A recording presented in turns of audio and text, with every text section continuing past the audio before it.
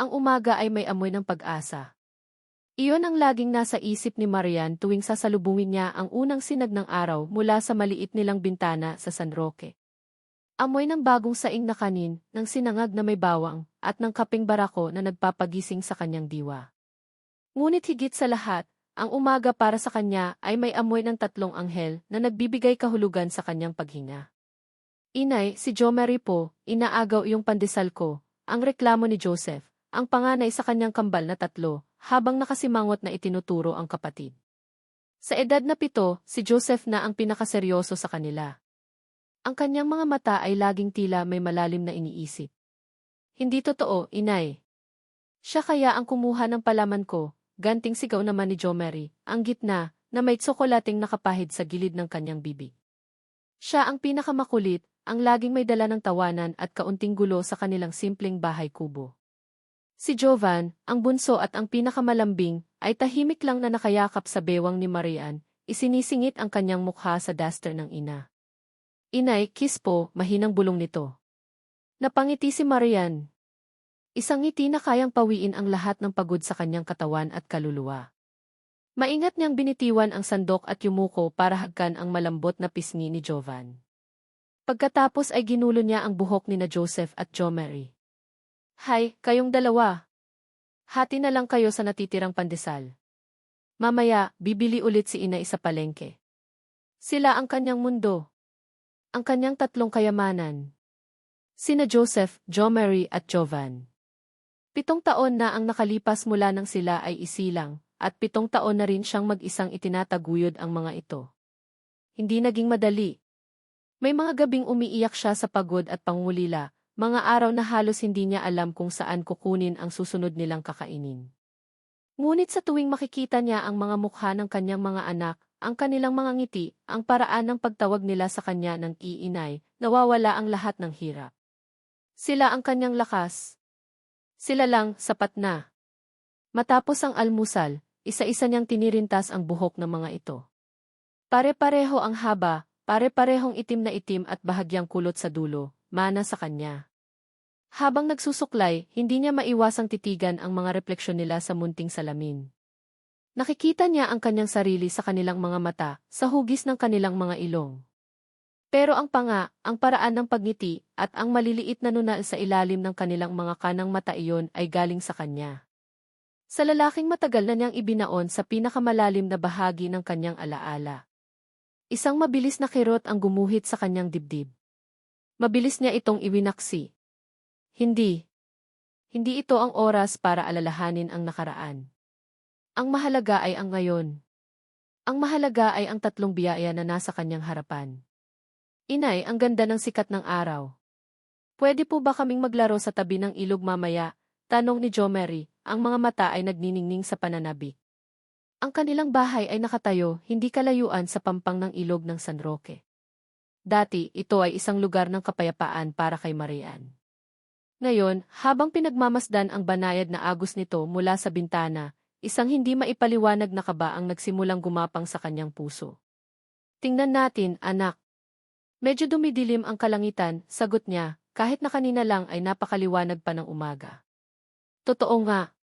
Ang dating asul na langit ay unti-unting nilalamon ng makakapal at maitim na ulap na nagmumula sa kabundukan. Ang dating banayad na hangin ay nagsisimula ng maging marahas, yumuyugyog sa mga dahon ng saging sa kanilang bakuran. May kakaibang bigat sa hangin, isang katahimikan bago ang unos. Mga anak, pasok na kayo sa loob.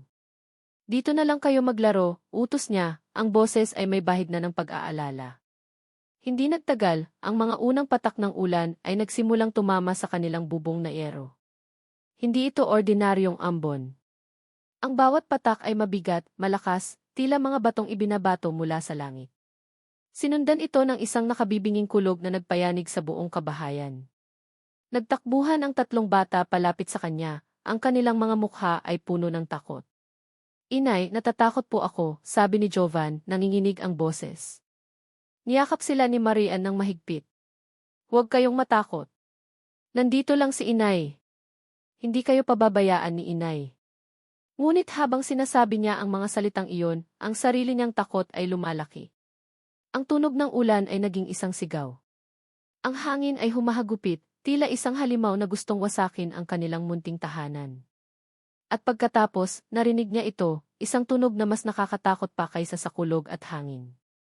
Isang malalim, rumaragasang ugong. Ang ilog. Sumilip siya sa bintana at ang kanyang dugo ay tila nagyelo. Ang dating payapang ilog ay isa ng nagwawalang halimaw. Ang kulay kape nitong tubig ay mabilis na tumataas, dala-dala ang mga putol na sanga at kung ano-anong basura. Papalapit ito sa kanila. Masyadong mabilis. Diyos ko po, bulong niya. Isang malakas na kalabog ang yumanig sa kanilang sahig. Tubig. Ang maruming tubig ng baha ay nagsisimula ng pumasok sa ilalim ng kanilang pinto. Mga anak, akyat tayo. Bilis, sigaw niya, ang kanyang boses ay nanginginig sa takot. Binuhat niya si Jovan habang hinihila sina Joseph at Jomary papunta sa munting lamesa, ang pinakamataas na bagay sa loob ng kanilang bahay. Ngunit ang tubig ay walang awa. Mula sa pagiging hanggang bukong-bukong, umabot ito sa kanilang mga tuhod sa loob lamang ng ilang sandali. Ang agos sa loob ng bahay ay lumalakas na rin. Isang malakas na pagtama ang narinig nila mula sa gilid ng bahay. Isang malaking troso ang bumangga sa kanilang dingding na gawa sa kawayan at ito'y gumuho. Ang marahas na agos mula sa labas ay humampas sa kanila. Nabitawan ni Marian si Jovan. Inay, sigaw ng bata habang tinatangay ng agos. Jovan, sigaw pabalik ni Marian, sinusubukang abutin ang kanyang anak, ngunit ang sarili niyang mga paa ay nawalan na ng balanse. Inay, tulong, sabay na sigaw ni na Joseph at Jomary na mahigpit na nakakapit sa kanyang dester. Sinubukan ni Marian na hawakan silang lahat. Ang kanyang mga braso ay tila mapuputol sa pag-abot, ang kanyang mga daliri ay nananakit sa higpit ng kapit. Ang tubig ay malamig, marumi at mabigat. Hinihila sila nito papalabas, papalayo sa isa't isa. Huwag kayong bibitaw. Mga anak, huwag, pagmamakaawa niya, ang kanyang mga luha ay humahalo na sa tubig baha. Nakita niya ang mukha ni Joseph, puno ng takot ngunit sinusubukang maging matapang. Nakita niya ang mukha ni Jomary, umiiyak ng walang tunog. At sa di kalayuan, nakita niya si Jovan, tinatangay palayo. Isang mas malakas na ragasan ng tubig ang dumating. Isang alon ng purong lakas at pagkawasak. At sa isang iglap, nawala sila. Ang kapit ni Joseph sa kanyang kamay, lumuwag. Ang bigat ni Jomary sa kanyang damit, biglang gumaan. Ang mga kamay niya ay wala ng hawak. Hindi. Isang sigaw na nagmula sa kaibuturan ng kanyang kaluluwa ang kumawala sa kanyang lalamunan. Sumugod siya sa agos, walang pakialam sa sariling kaligtasan. Ang tanging nasa isip niya ay ang kanyang mga anak. Joseph, Jomary, Jovan. Paulit-ulit niyang isinisigaw ang kanilang mga pangalan hanggang sa ang kanyang boses ay naging isang paos na bulong. Ang kanyang katawan ay puno ng galos at sugat mula sa mga bagay na bumabangga sa kanya sa tubig, ngunit hindi niya ito nararamdaman. Ang tanging sakit na nararamdaman niya ay ang sakit ng isang ina na nawalan ng lahat. Nang sa wakas ay humupa ang baha at ang ulan ay naging ambon na lamang, naiwan si Marian na nakaluhod sa putikan, sa tabi ng wasak nilang tahanan. Nanginginig. Basang-basa. Basag. Lumipas ang mga oras na tila mga taon. Dumating ang mga kapitbahay, ang mga rescue worker. Tinatanong siya, ngunit wala siyang marinig. Ang tanging naririnig niya ay ang paulit-ulit na sigaw sa kanyang isipan. Inay! Inay, tulong! Inay, kiss po! Gabi na nang may lumapit sa kanyang isang lalaking nakauniporme. May hawak itong telepono. Ang mukha nito ay seryoso, puno ng awa. Ginang Cruz, tanong nito. Hindi siya sumagot. Tumingala lang siya, ang kanyang mga mata ay walang buhay. Ginang Marian Cruz, pag-ulit ng lalaki, mas marahan ngayon. May tawag po para sa inyo. Mula sa Maynila. Nanginginig ang kanyang kamay nang abutin ang telepono. Idinikit niya ito sa kanyang tainga, ngunit hindi siya nagsalita. Isang boses mula sa kabilang linya ang bumasag sa nakabibinging katahimikan ng kanyang mundo. Ginang Cruz, ako po ito, mula sa National Disaster Response Team. May mabuti po akong balita. Isang kislap ng pag-asa ang sumilay sa puso ni Marian, ang unang emosyon na naramdaman niya sa loob ng maraming oras. Nagpatuloy ang boses. Ginang Cruz, natagpuan na po namin ang tatlong bata. Napahawak si Marian sa kanyang dibdib. Huminga siya ng malalim. Buhay po sila. Salamat sa Diyos. Salamat. Luha ng pasasalamat ang nagsimulang dumaloy sa kanyang mga pisngi. Pero kritikal po ang kanilang kondisyon. Ang pag-asa ay biglang napalitan ng panibagong alon ng takot. Dinala na po sila sa pinakamalapit na ospital na may kumpletong kagamitan. Nasa Alonzo Medical Center po sila sa Maynila. Ang huling mga salita ay tumama kay Marian na parang isang malakas na sampal. Ang kanyang katawan ay nanigas. Ang hangin ay nawala sa kanyang mga baga. Sa lahat ng ospital sa Maynila, sa lahat ng lugar sa buong mundo, doon pa. Alonzo Medical Center. Ang pangalan na iyon. Ang pangalan niya. Ang pangalan na matagal na niyang sinumpa at pilit na kinalimutan. Bigla, ang agos ng ilog ay hindi na lamang basta tubig na sumira sa kanyang tahanan. Ito ay isang agos ng panahon, isang marahas na puwersa na nagbabalik sa kanya sa nakaraan na kanyang tinakasan, sa lalaking dahilan kung bakit siya narito ngayon, mag-isa at wasak. Ang ospital ay may sariling pintig ng puso. Ito ang alam ni E.C. Giovanni Alonzo. Isang ritmong hindi nagbabago, isang walang katapusang sayaw ng buhay at kamatayan na sinusundan ng mga paa niyang pagod at mga kamay na sanay ng magligtas. 2:00 na ng madaling araw at 20 oras na siyang gising. Ang hangin sa loob ng operating room ay malamig at may amoy ng antiseptic, isang amoy na kumapit na sa kanyang balat at kaluluwa. Ang tanging musika ay ang mahina at ritmikong tunog ng heart monitor, isang patunay na sa pagkakataong ito, panalo na naman siya. Closing sutures done. Vital stable. Time of death averted, bulong niya sa sarili, isang biro na siya lang ang nakakaintindi. Tinanggal niya ang kanyang surgical gloves sa isang mabilis at sanay na kilos at itinapon sa basurahan. Naramdaman niya ang pamilyar na kirot sa kanyang batok at ang pagod sa kanyang mga mata. Isa na namang bukas na dibdib, isa na namang pusong kailangang kumpunihin. Ito ang kanyang mundo. Isang mundong puno ng bakal na instrumento, dugo, at ang presyon na hawak niya sa kanyang mga kamay ang buhay ng ibang tao. Magaling siya dito. Ang pinakamagaling, sabi ng iba. Si E.C. Giovanni Alonzo, ang henyo ng cardiovascular surgery. Ngunit sa likod ng mga parangal at ng reputasyon, mayroong isang pagkaagnas, isang pakiramdam ng pagiging guwang. Gabi-gabi, pagkatapos ng tagumpay, umuuwi siya sa isang malaki at tahimik na condominium unit, kung saan ang tanging naghihintay sa kanya ay ang malamig na panig ng kama. Habang naglalakad siya palabas ng EC, sinalubong siya ng isang resident doctor. Doc, great job. You're a miracle worker. Tumango lang si Gyo. Sanay na siya sa mga papuri. Hindi na ito nagdudulot sa kanya ng parehong kilig tulad noong nagsisimula pa lang siya. How's the post-op holding up? Tanong niya, ang boses ay profesional at walang emosyon. Stable po, Doc. Resting in the field. Good. Aalis na sana siya para magtimpla ng mapait na kape nang biglang tumunog ang intercom sa nurse station. Isang boses na puno ng pagmamadali ang umalinggaw sa tahimik na pasilyo. Code Blue, Ye. Multiple pediatric trauma victims incoming from the Rizal flash floods. Repeat, Code Blue, Ye. All available hands on deck.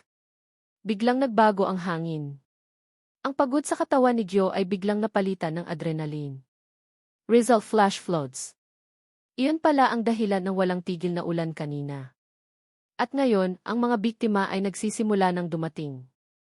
Walang pag-aalinlangan, tumalikod siya at mabilis na tinahak ang daan patungong emergency room. Ang kanyang mga paa ay gumagalaw na tila may sariling isip, sanay na sa ganitong kaguluhan.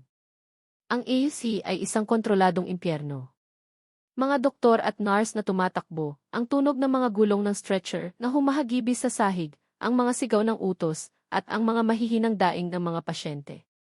Sa gitna ng lahat, nakita niya ang tatlong maliliit na stretcher na magkakatabing itinutulak papasok. What do we have? Sigaw ni Joe sa unang nurse na nakasalubong niya. 3 boys, Doc. Estimated age 7. Found unconscious inside the riverbank. Hypothermic, multiple contusions, and one is showing signs of respiratory distress. They're identical triplets, Dulcie, sabi ng nurse, ang kanyang boses ay maihalong pagkamangha at pag-aalala. Triplets. Intiko. Biglang natigilan si Gyo. Isang kakaibang kuryusidad ang pumukaw sa kanya, higit pa sa kanyang profesional na tungkulin. Lumapit siya sa mga stretcher. Ang mga bata ay balot ng putik at mga gasgas. Basang-basa ang kanilang mga damit at ang kanilang mga mukha ay maputla. Ngunit sa kabila ng kanilang kalagayan, mayroong isang bagay sa kanila na pumukaw sa atensyon ni Gyo. Isang bagay na pamilyar. Inilawan niya ng penlight ang mata ng unang bata. Sumunod ang pangalawa. At pagdating sa pangatlo, na siyang hirap sa paghinga, napahinto siya. Sa ilalim ng kanang mata ng bata, sa kabila ng putik, mayroong isang maliit na nunal. Isang kidlat ng alaala ang biglang tumama sa isipan ni Gyo.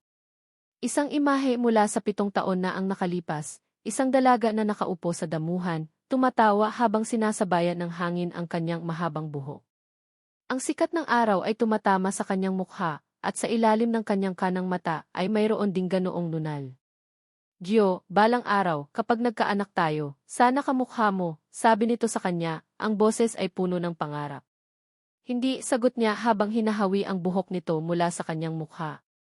Gusto ko, kamukha mo.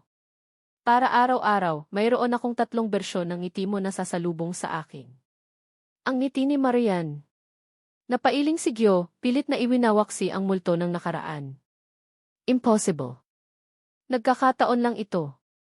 Duff. His oxygen saturation is dropping. Ang sigaw ng nurse ang nagpabalik sa kanya sa kasalukuyan. Mabilis siyang kumilos. Prepare for intubation. Get me pediatric airway kit now. Let's move, people. Ang sumunod na mga minuto ay isang mabilis na paggalaw ng mga kamay at mga desisyon.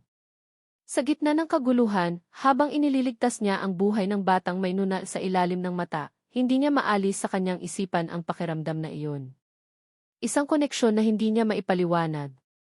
Isang paghila mula sa nakaraan na matagal na niyang sinubukang kalimutan. Matapos ma-stabilize ang 3 bata at mailipat sa pediatric, sumandal si Gyo sa pader ng pasilyo. Ang adrenaline ay nawala na at ang pagod ay bumalik, mas matindi pa kaysa kanina. Napapikit siya. Bakit ngayon pa? Bakit ngayon pa bumalik ang alaala ni Marian? 7 taon na. 7 taon mula nang iwan siya nito na may isang maikling sulat lang na nagsasabing nakahanap na ito ng iba at huwag na siyang hahanapin pa. Ang sakit ay nariyan pa rin, isang sugat na hindi kailanman naghilom ng tama. Bigla, may narinig siyang kaguluhan malapit sa entrance ng EC. Isang babae ang pilit na pumapasok, ang kanyang boses ay puno ng desperasyon. Nasaan ang mga anak ko? Pakiusap, papasukin ninyo ako. Sila ang mga batang galing sa Rizal. Nasaan sila? Isang boses na pamilyar. Dahan-dahang iminulat ni Gyo ang kanyang mga mata. Mula sa kanyang kinatatayuan, nakita niya ang isang babae na nakikipag-usap sa security guard. Ang kanyang damit ay punit-punit at puno ng putik. Ang kanyang buhok ay magulo at basa pa. Ang kanyang mukha ay puno ng pagod, takot at desperasyon. At habang dahan-dahan itong lumingod sa kanyang direksyon, ang pintig ng puso ng ospital ay tila huminto. Ang lahat ng ingay ay naglaho. Ang mundo ni Gyo ay naging isang tahimik na vacuum, kung saan ang tanging gumagalaw ay ang babaeng iyon. Ang buhok. Ang mga mata.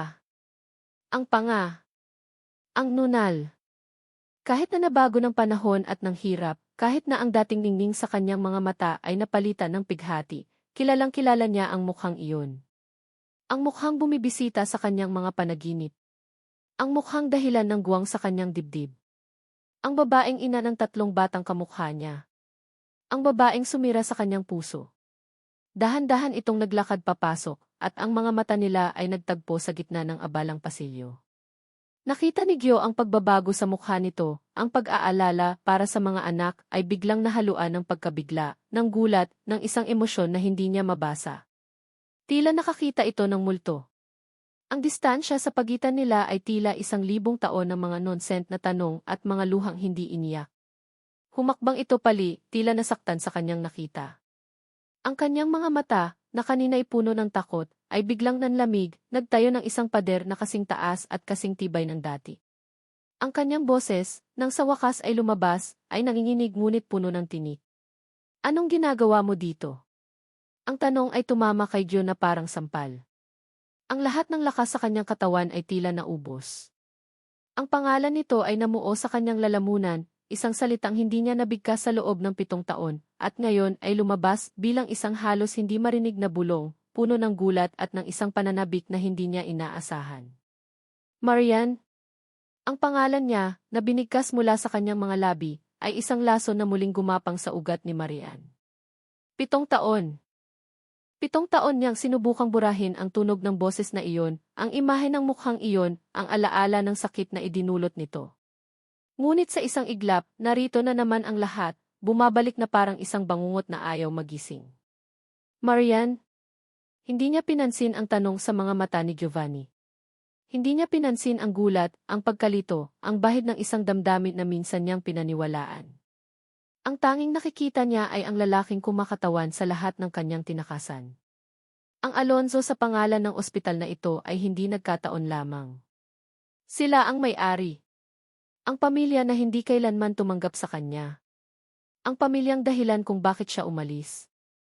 Ang mga anak ko, sabi ni Marian, ang bawat salita ay matigas at malamig, isang baluti laban sa anumang emosyon na nagbabadyang bumagsak. Nasaan sila? Nakita niya ang pagdaan ng sakit sa mukha ni Gio, ngunit mabilis itong napalitan ng propesyonal na maskara na sanay na nitong isuot. They're in the pediatric kid. They are stable for now, but they need observation. I was the one who attended to them. Isang matalim na kirot ang tumusok sa puso ni Marian. Ang mga anak niya sa mga kamay niya. Ang tadhana ay tila isang mapaglarong demonyo. Gusto ko silang makita, giit niya, nagsimulang maglakad, ngunit humarang si Gio sa kanyang daan. Marian, wait. Mag-usap muna tayo. Wala tayong dapat pag-usapan, Giovanni, sagot niya, ang pagbigkas sa pangalan nito ay puno ng pait. Ang tanging pakay ko dito ay ang mga anak ko. Wala nang iba. At lalong-lalo na, wala kang kinalaman sa kanila. Ang huling mga salita ay tila isang sundang na bumaon ng malalim. Nakita niya itong napaurong, nasaktan. Isang bahagi sa loob niya ang nakaramdam ng munting kasiyahan, isang ganti para sa lahat ng sakit na tiniis niya. Ngunit mas malaking bahagi ang nakaramdam ng takot. Takot na baka mahalata niya.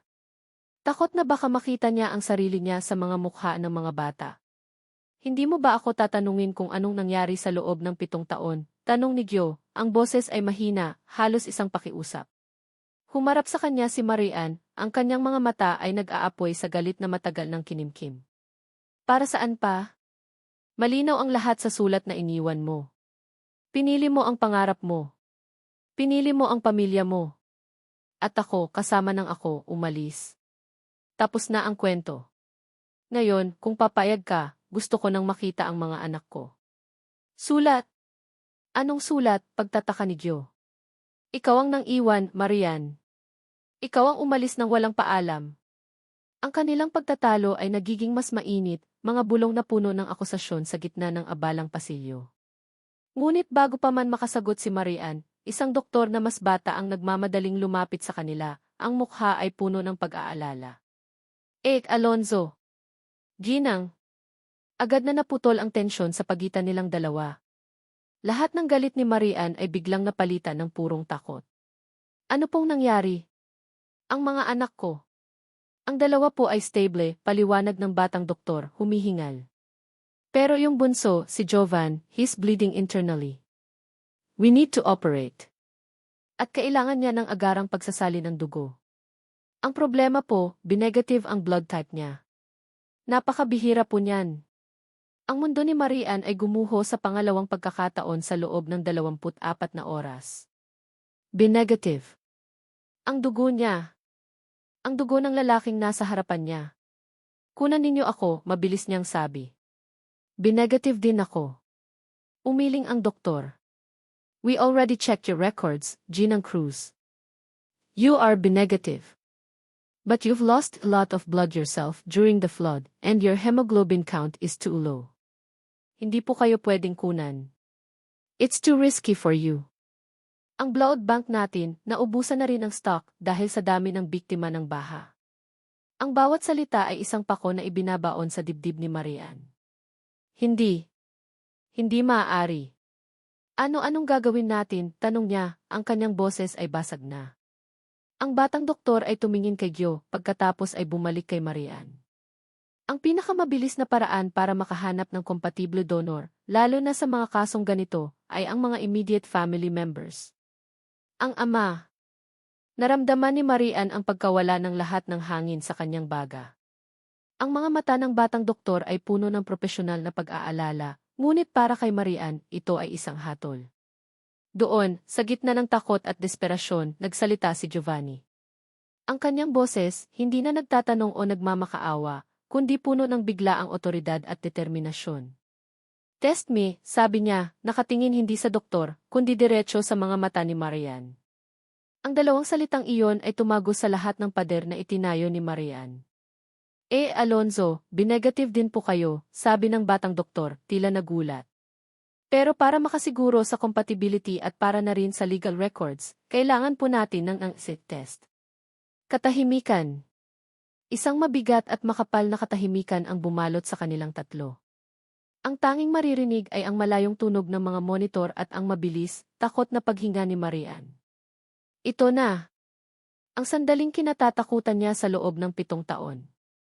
Ang katotohanan na pilit niyang itinago, na ipinagdamot niya sa mundo, ay nasa bingit na ng pagkakabunyag. Ang kanyang isip ay isang magulong bagyo. Hindi. Huwag. Kapag nalaman niya, magkakaroon siya ng karapatan. Kukunin niya sila sa akin. Ang mga anak ko. Akin lang sila. Ako lang ang nag-alaga. Ako lang ang nagmahal. Ako lang. Ngunit sa kabilang panig ng kanyang isipan, naroon ang imahe ni Jovan. Ang kanyang bunso.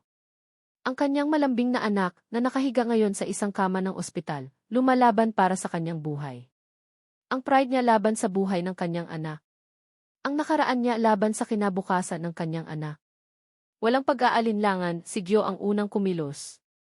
Give me the forms, utos niya sa batang doktor. Iniabot nito ang isang clipboard na may mga papeles ng pahintulot. Kinuha ni Gyo ang ballpen. Hindi man lang siya kumurap. Ang kanyang kamay ay matatag, ang kanyang pirma ay mabilis at desidido. Isang pirma na nagsasabing handa siyang harapin ang anumang resulta.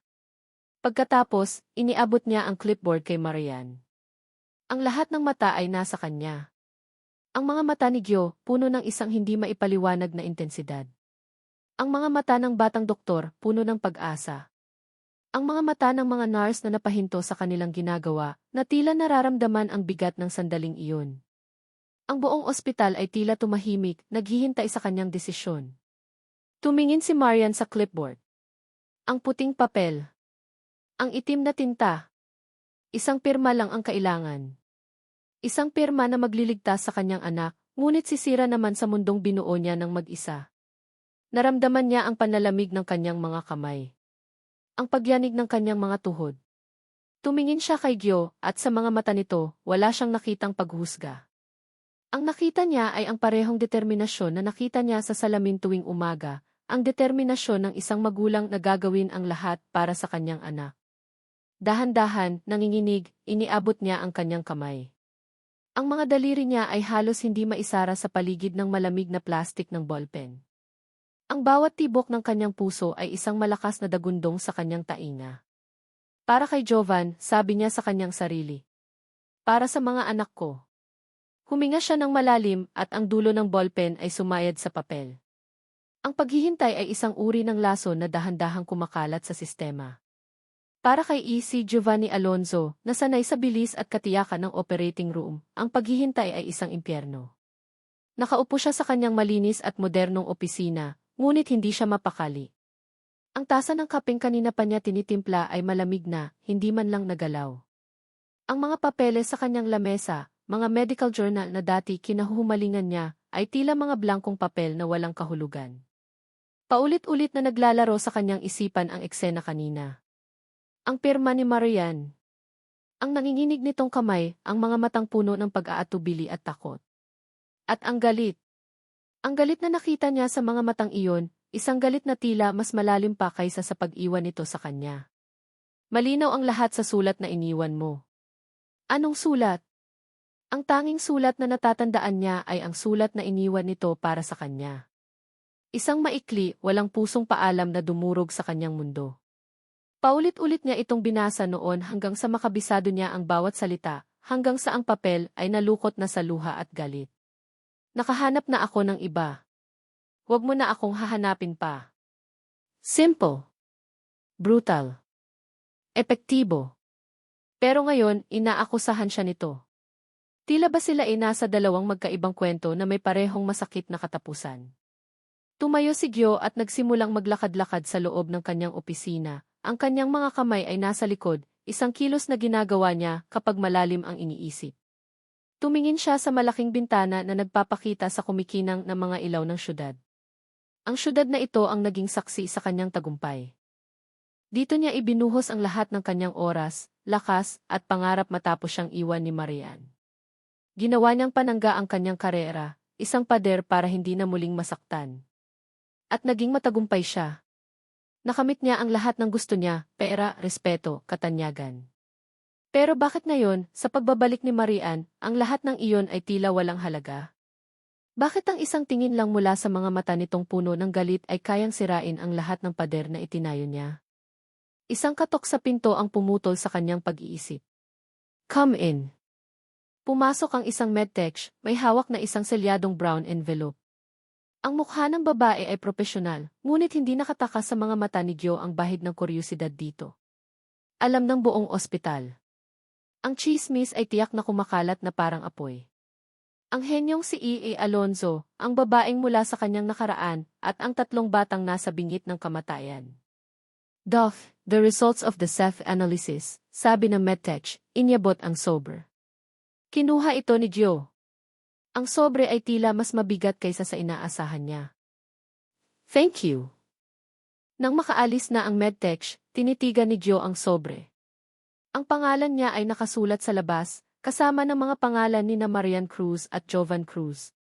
Sa loob ng sobreng ito nakasalalay ang katotohanan. Ang kasagutan sa tanong na hindi niya alam na kailangan pala niyang itanong. Umupo siya.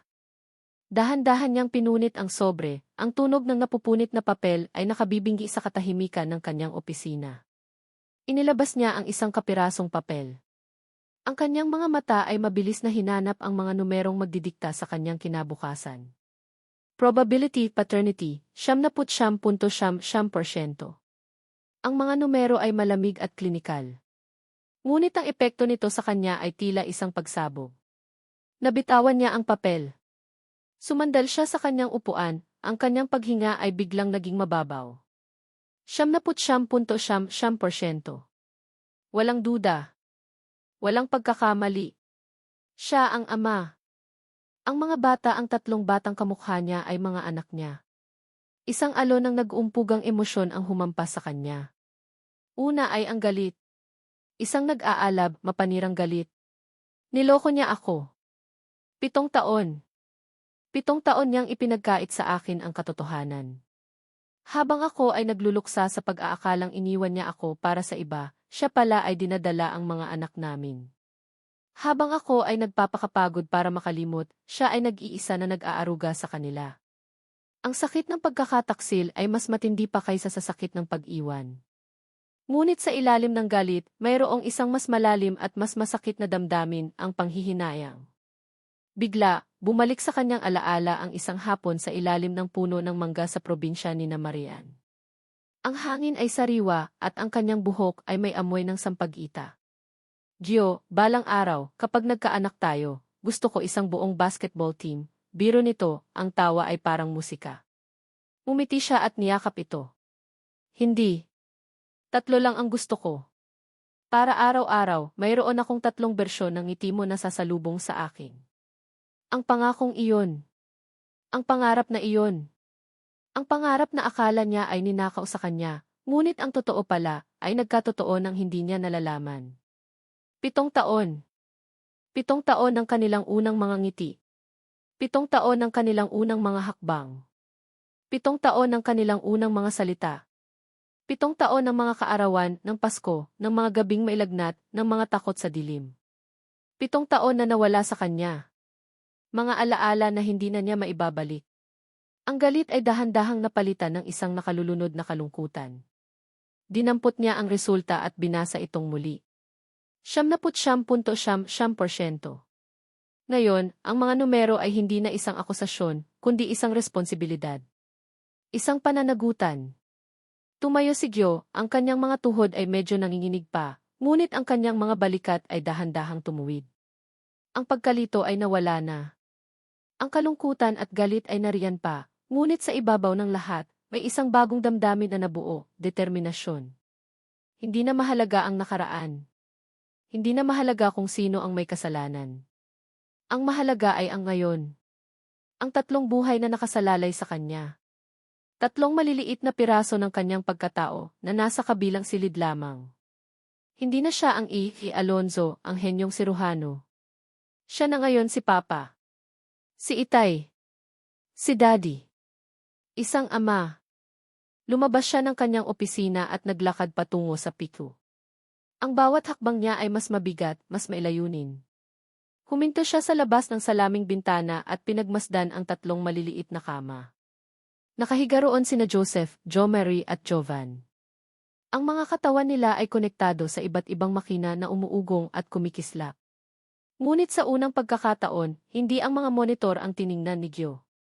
Ang tiningnan niya ay ang kanilang mga mukha. Ang hugis ng panga ni Joseph habang natutulog. Ang bahagyang pagkunot ng noo ni Jo-Mary, kahit sa kanyang pagtulog ay tila may iniisip na kalokohan. At si Jovan, ang pinakamaliit na may benda sa ulo, ngunit payapa ang mukha. Ang nunal sa ilalim ng kanyang kanang mata. Ang nunal na minana niya sa ina, at ang determinasyon sa kanyang mukha na minana niya sa ama. Mga anak ko. Ang mga salitang iyon ay umalinggaw sa kanyang isipan, hindi na isang tanong, kundi isang pag-aari. Isang pag-angkin. Isang panunumpa. Hindi niya namalayan ang pagtulo ng isang butil ng luha mula sa kanyang mata.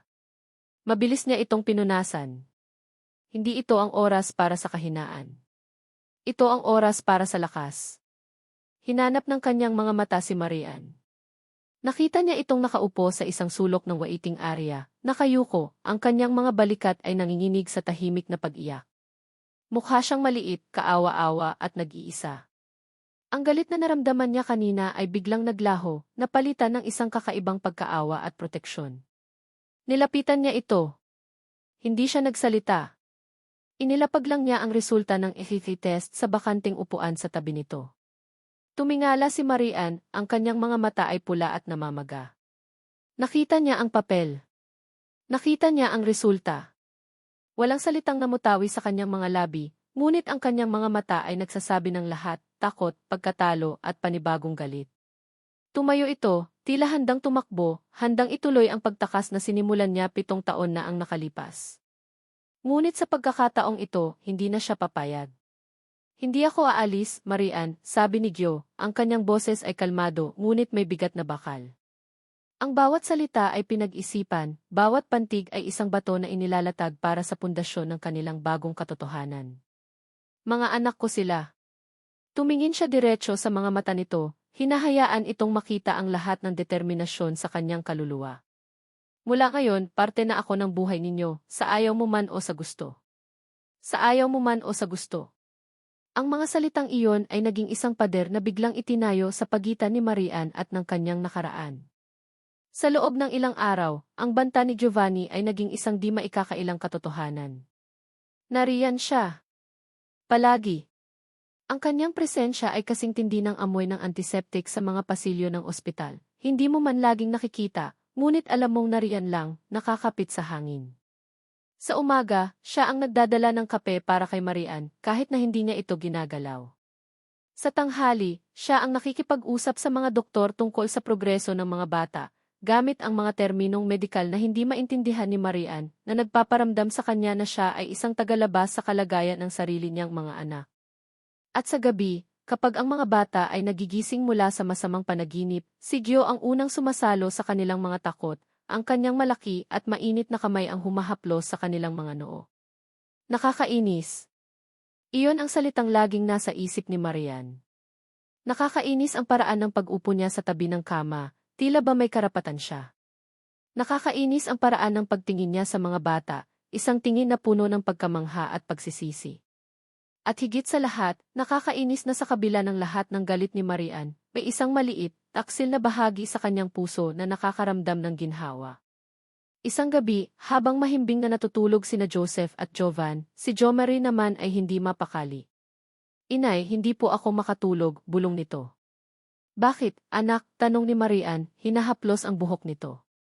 Masama po yung panaginip ko. May baha daw po ulit. Niyakap ni Marian ang anak.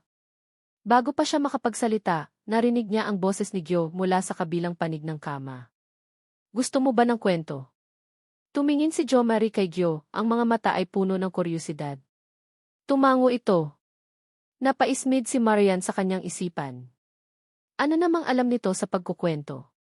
Umupo si Gyo ng mas maayos, kinuha ang kanyang cellphone. Okay. Once upon a time, in a faraway kingdom called the Cardiac Cavity. Napangiwi si Marian. Cardiac Cavity. Diyos ko. There lived 3 little princes named Ventricle, Atrium, and Aorta. Hindi napigilan ni Marian na mapairap. Ngunit si Jomari ay tila aliw na aliw, nakikinig ng mabuti. These 3 princes were tasked to protect the kingdom's greatest treasure, the red blood cell gemstone. Pagpapatuloy ni Gyo, ang kanyang boses ay medyo matigas at hindi sanay, ngunit puno ng sinseridad. But one day, an evil troll named Black Monster tried to block the arterial highway. So the 3 princes had to work together. Patuloy siyang nagkwento at dahan-dahan, ang mga salita niya ay nawalan na ng pagiging klinikal at nagkaroon ng buhay. Ang kanyang mga kamay ay gumagalaw, ipinapakita ang labanan ng mga prinsipe at ng halimaw. Ang kanyang boses ay nag-iiba-iba, ginagaya ang mga karakter. Mula sa kanyang kinaupuan sa sulok, pinanood ni Marian ang eksena. Nakita niya ang pagkamangha sa mga mata ni Jomari. Nakita niya ang ngiti sa mukha ni Gyo, isang ngiti na hindi para sa mga kasamahan niyang doktor o sa mga board member ng ospital. Ito ay isang dalisay, hindi sinasadyang ngiti. At sa kabila ng kanyang sarili, sa kabila ng lahat ng pader na itinayo niya, naramdaman ni Marian ang isang pamilyar na kiliti sa kanyang dibdib. Isang mainit na pakiramdam na kumalat mula sa kanyang puso palabas. Isang multo ng isang ngiti ang sumilay sa kanyang mga labi bago niya ito mabilis na pinigilan. Kilig.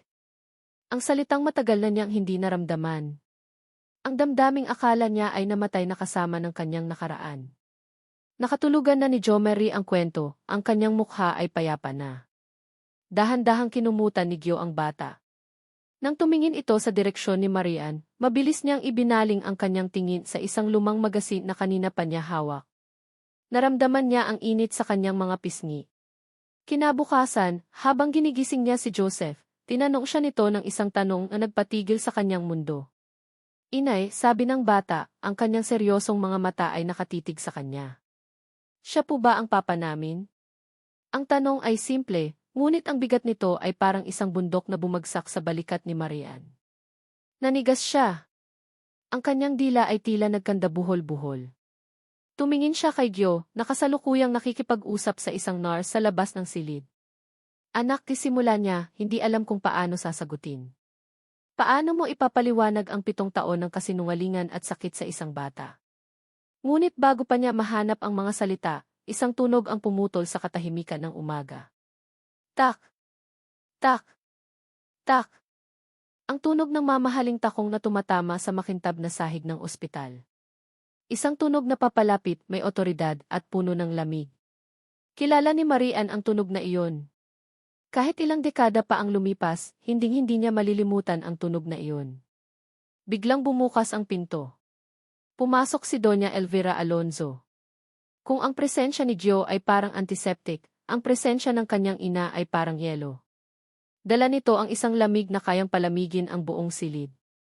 Siya ay nakasuot ng isang eleganting itim na bestida, ang kanyang buhok ay perpektong nakaayos, at ang kanyang mga alahas ay kumikinang sa ilalim ng ilaw ng ospital. Ang kanyang mukha ay walang emosyon, ngunit ang kanyang mga mata ay matalim, sinusuri ang bawat sulok ng silid, at huminto ito ng mas matagal kay Marian. Isang tingin na puno ng paghamak. Giovanni, sabi nito, ang boses ay kasing kinis ng seda, ngunit kasing talim ng bubog. Ma, sagot ni Gyo, ang kanyang mukha ay biglang sumeryoso. Anong ginagawa ninyo dito? Ano pa? Of course, to see the way grandchildren, sabi ni Doña Elvira, na tila ba ang salitang grandchildren ay isang banyagang salita sa kanyang dila. Lumapit siya sa kama, ngunit hindi sa mga bata siya tumingin, kundi kay Marian. I heard about the accident. And the revelation. Naramdaman ni Marian na nanliit siya sa kanyang kinaupuan. Gusto niyang magtago. Gusto niyang maging invisible. Bumalik ang lahat ng alaala, ang mga masasakit na salita, ang mga mapanghusgang tingin, ang pakiramdam na siya ay isang basahan na walang halaga. Ang hiya at takot ay muling gumapang sa kanyang pagkatao. Ma, please. Nagpapahinga sila, sabi ni Gyo, tila sinusubukang protektahan si Marian at ang mga bata mula sa kanyang ina. Biglang tumunog ang telepono ni Gyo. Tiningnan niya ito.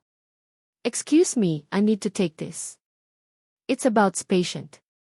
Lumabas siya ng silid, ngunit bago umalis, binigyan niya ng isang makahulugang tingin ang kanyang ina. Isang babala. Ngayon, silang dalawa na lang. Naiwan si Marian sa loob ng silid kasama ang babaeng sumira sa kanyang buhay. Dahan-dahang lumapit si Doña Elvira sa kanya, ang bawat hakbang ay tila isang paghatol. Huminto ito sa kanyang harapan, napakalapit na kaya niyang maamoy ang mamahaling pabango nito. Look at you, bulong ni Doña Elvira, sapat lang para marinig ni Marian. Ang kanyang boses ay puno ng lason. 7 taon ang lumipas at ganyan ka pa rin. Mukha ka pa ring mahirap. Desperada. Hindi umimik si Marian. Ikinuyom niya ang kanyang mga kamao sa ilalim ng kanyang palda. Akala mo ba, dahil nagbunga ang pagkakamali ninyo noon, magbabago ang lahat, nagpatuloy ang matanda, ang kanyang ngiti ay mapanlait. Akala mo ba matutuwa ako sa mga batang iyan? Ang huling mga salita ay tumama kay Marian na parang sampal. Ang insulto sa kanya ay kaya niyang tiisin. Ngunit ang insulto sa kanyang mga anak, ibang usapan iyon. Nag-angat siya ng tingin, handang sumagot. Ngunit naunahan siya ni Doña Elvira.